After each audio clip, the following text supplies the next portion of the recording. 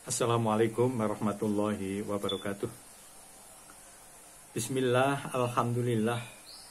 Alladzi ja'ala ahlal Qur'an min ahlihi wa khassatih. Wassalatu wassalamu ala sayyidina Muhammadanil anam. Al-qail iqra'ul Qur'ana fa innahu ya'ti yaumal qiyamati syafi'an li ashabihi wa ala alihi wattabi'ina li sunnatihi. Wa qala aidan khairukum man ta'allamal qur'ana wa 'allamahu.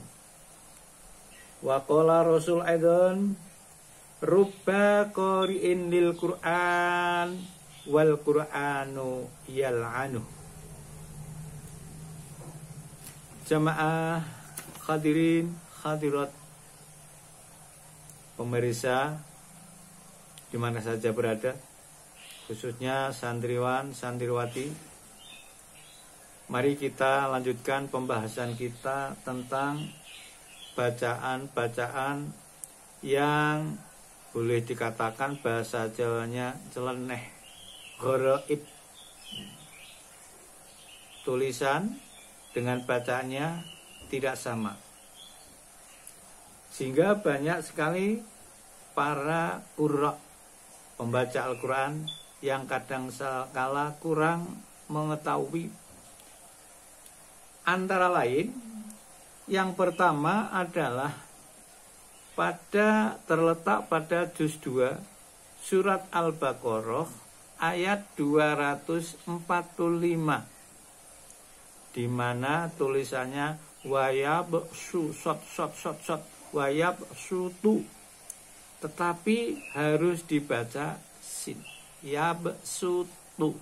Nah, tulisannya yab sutu tapi harus dibaca yab sutu.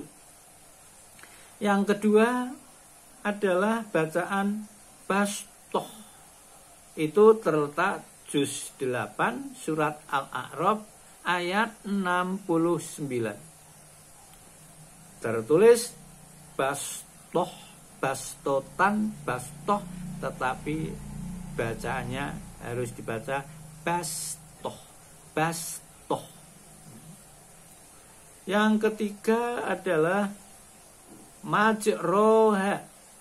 Itu juz 12 surat Hud ayat 41, di mana tertulis majroha, tetapi harus dibaca imalah, majreha, majreha. Apa sih imalah itu? Mencondongkan harokat fathah kepada kasroh kira-kira 2/3. Yang 1/3 fathah, yang 2/3 kasroh. Maka bacanya majreha, condong lebih kuat 2/3 kasrohnya. Itu bacaan imalah. Yang keempat adalah lafal irkam ma'ana.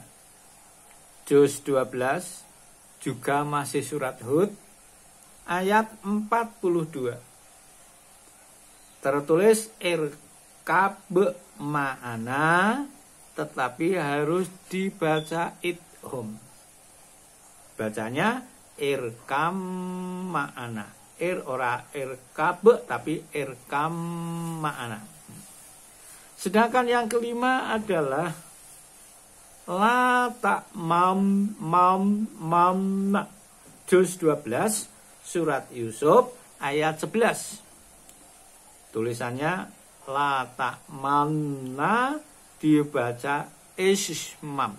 Ismam artinya menyempurnakan fathah dengan dhammah disertai dengan lambe yang bahasanya mencucu. Jadi la ta'mam fathah campur karo dhammah, sempurna dengan dhammah dengan disertai isyarat lambenya atau bibirnya mencucu. La ta'mam mamma. Ini dinamakan bacaan ismah. 6. lakinna huwa. Juz 15 surat Kahfi ayat 38. Ini harus dibaca pendek, satu harokat. Ya. Jadi ini lakinna huwa. Na itu kawakas pendek. Lakinna huwa. Ini apabila diteruskan. Tetapi kalau diwakafkan berhenti di situ tetap dibaca panjang. Walakinna tetap. Tapi kalau diteruskan walakinna huwa. Nah ini. Yang ketujuh, lafal ansanihu. Juz 15 surat Kahfi ayat 63. Ha hu ini dibaca dhammah.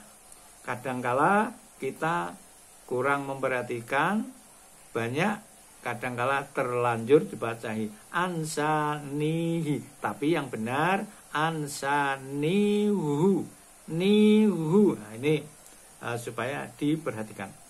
8 wayattaqi, yaitu surat An-Nur ayat 52. Di sana tertulis wayattaqi. Nah, qaf ini qaf sukun, hak kasroh pendek. Jadi qafnya itu sukun atau mati, haknya hi. Itu kadang-kala diwaca wayattaqihi, tapi wayattaqihi cendak. Hanya kasroh hak cendak. Sedangkan untuk selanjutnya adalah lil alimina. Juz 21 ayat 22 surat Ar-Rum ayat 22. Nah, lil alimina ini perlu diperhatikan, lam ini terbaca kasroh. Nah, kadang-kala kita karena lanyahnya kadang dibaca lil alamina. Ini harus kita perhatikan betul-betul. Selanjutnya adalah lafal yardohu. Juz 23 surat Az-Zumar ayat 7. Nah, ini hak dibaca pendek satu harokat. Wayardohu itu hanya satu kata. Wayardohu lakum. Kadang-kala hunya wayardohu. Nah ini kadang-kala banyak yang kita dengar seperti itu. Selanjutnya adalah kata jamiyun. Nah, surat juz 24 itu ya. Suratnya surat Fusilat, ayatnya ayat 44. Jamiyun. Nah, ini harus dibaca tashil. Apa sih tashil itu?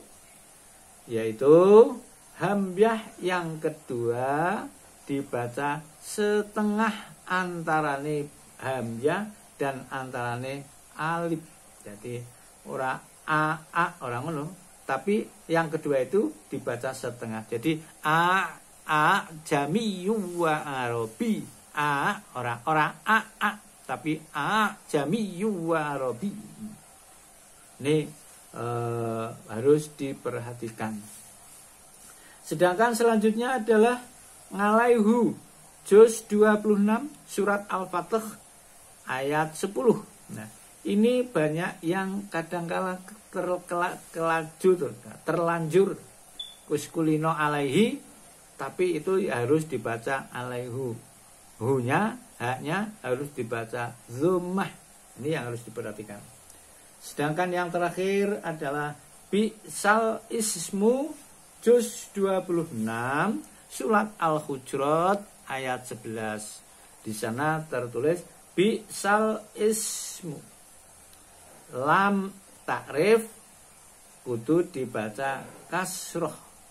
Karena iltiqa usakinaini, bertemunya huruf mati loro. Mana huruf mati? Bisal ismu. Nah, ini harus ada huruf mati 2. Harus dibaca bisalismu, bisalismul. Nah, karena iltiqa usakinain. Itu beberapa yang perlu kami ulangi dari video yang pertama. Kita perjelas dengan video yang kedua ini, dengan harapan semoga ada perhatian khusus bagi pembaca Al-Quran. Jangan sampai terjadi seperti dalam mukadimah yang sama sampaikan, di mana Rasul Muhammad Shallallahu Alaihi Wasallam banyak menyampaikan. Yang pertama kami baca adalah khairukum man ta'allamal qur'ana wa 'allamahu. Sebaik-baik kalian adalah orang yang membaca Al-Qur'an, orang yang belajar Al-Qur'an, dan orang yang mengajarkan Al-Qur'an. Sampai-sampai ikra'ul Qur'ana, bacalah Al-Qur'an, sesungguhnya Al-Qur'an itu besok di hari kiamat akan memberikan manfaat kepada si pembaca, sahabat-sahabatnya, dan orang-orang yang selalu mengikuti sunnahnya. Ini hadis yang disampaikan oleh Rasul Muhammad SAW.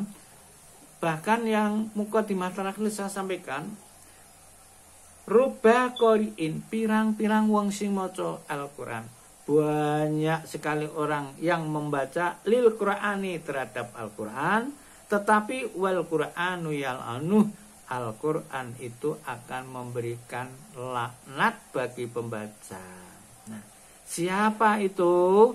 Yaitu orang yang membaca Al-Qur'an semaunya sendiri, tidak diguroke, tidak memakai ilmu tajwid. Maka penting ini saya sampaikan, semoga ini membawa manfaat terhadap diri saya pribadi, juga terhadap saudara-saudara yang membaca Al-Qur'an dengan mempelajari gharaibul qurra wal khufat.